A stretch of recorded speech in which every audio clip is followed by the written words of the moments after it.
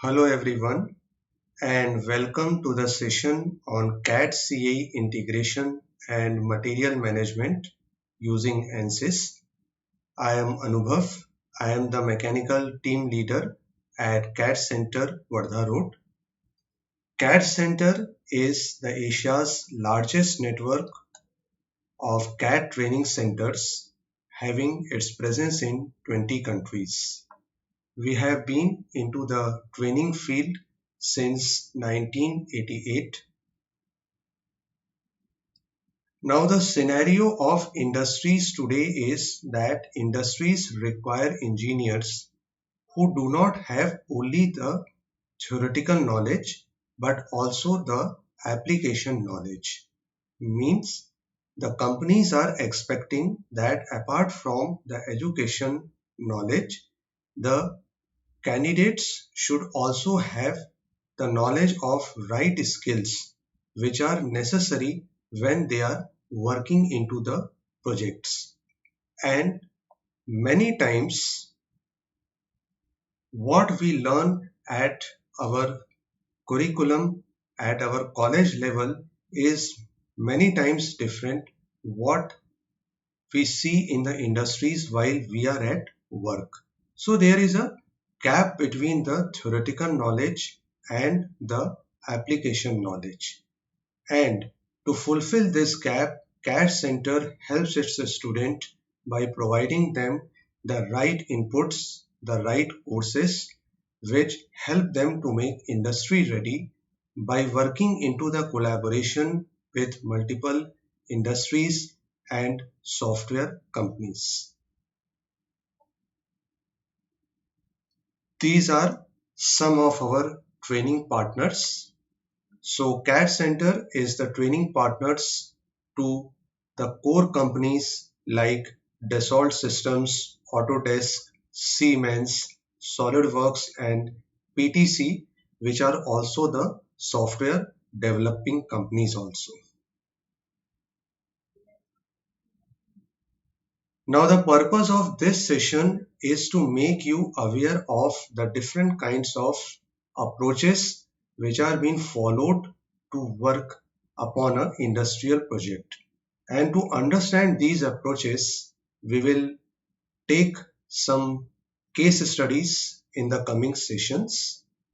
Now let us have a small overview of the product design cycle, meaning how a design is prepared in the industry right from scratch. To explain this cycle, I have taken the example of a simple sports car. Now, whether it is a car or any other product, a design starts from the requirement of a customer. For example, let us say if I have to build a car, then first the team of my company will study the requirement of the customer. For example, for what purpose this car has to be built. For example, it is a home purpose vehicle or it is a commercial vehicle. Then how many number of parts this car will have and many more. And depending upon this research, first a conceptual design is being prepared. This is the first stage of the design, and up till this stage the design is on paper. And then once after going through certain modifications, this conceptual design is being drawn into a 3D model to have a better visualization of the product. So when the softwares were not there, most of the industries used to work on paper drawings and then they were doing the manufacturing using the same. But in current scenario, almost all the design industries are using CAD tools to create their designs. Next, the design is finalized and then we go for the preparation of the final production drawing by using softwares like AutoCAD. Again, when talking about the modeling, depending upon the application, we have different kinds of softwares in the industries. Then once the design is ready, then comes the validation part. For example, in this image, we can see this is a simple flow analysis of air around the body of this sports car. So these kinds of simulations are very much necessary to evaluate the performance of the design under the working condition. And once the validation part is over, then we have to go for the final manufacturing. Here again, we use multiple kinds of softwares. So as we can see right from the beginning till the end, in every stages of a project, the softwares is there. So if we are learning these tools, it is going to help us in different domains of the industries in the future. Now, as I have said that depending upon the applications, the usage of software differs. For example, if we want to design the body of a car, we can use CATIA software, as CATIA software is the expert tool for designing complex shapes like aerodynamic structures and aero automobile structures, like for example design of a aircraft, or like as we can see here, design of a car body. Then next, if we want to design the internal components of the car, like for example engine, then we can take the help of softwares like SolidWorks. And then for preparing the production drawings of the car, for example, we can use AutoCAD software. And then for performing the performance-based simulations, ANSYS is the most preferred software by the industries today. Now, as we can see here, here we have a model of a propeller created with CATIA software. So this is the environment of CATIA software.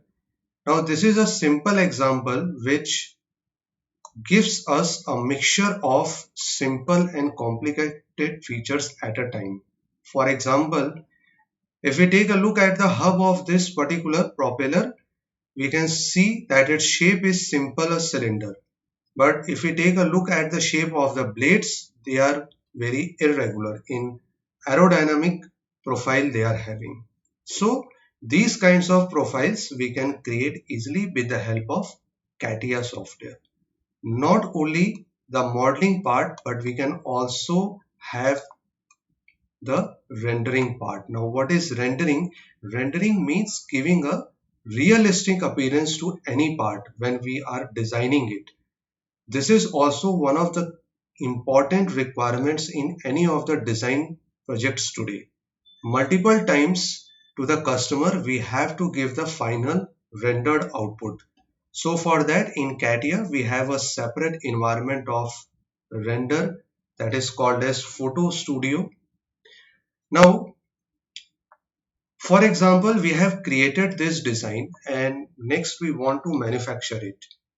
Now to manufacture it, the first question which will come in my mind will be what will be its weight, because it is going to ultimately decide the further manufacturing parameters of this particular product. So for calculating the weight, we can apply a standard raw material from the inbuilt library of CATIA, or we can also create our own material. For example, let us say I want to assign aluminium, so I can just simply drag and click it here to apply it. Now based upon the density of the aluminium, if I want to check the weight and volume, I can go to measure inertia option, and here we can see that we have the mass and volume. So it's quite easy. By just clicking on a simple tool, we can get the mass of a complicated shape also. Now once the design is finalized, then for example, if I want to check the performance of the design. Now for example, this is the model imported in ANSYS software. Now this propeller is a rotating member which is being used in submarine and ships, and it is the component which is used to drive the ship or submarines. So when the blades rotate, these blades push the water coming into the front of the blades backwards. And this backward movement creates a thrust force coming in front of the blade.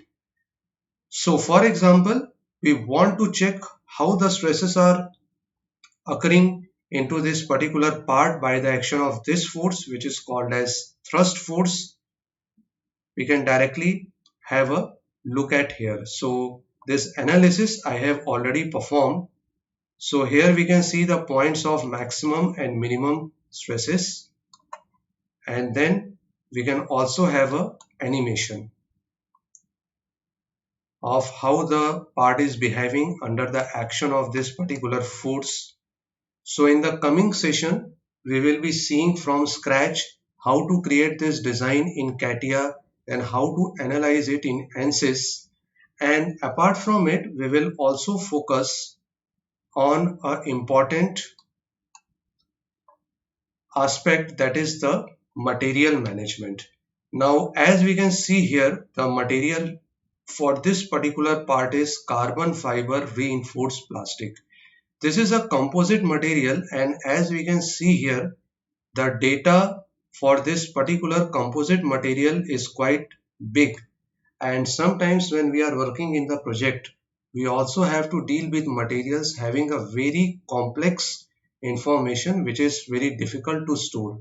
So how to store these information with ease, how to search and apply the material specifically for the part by using material management tools of ANSYS, we can easily do it. So we will also see about it in the coming sessions. And also we will focus on the job scenario of these softwares in our country today, which is very important for us to understand when we are learning these tools. And this knowledge helps us to take the further decisions ahead.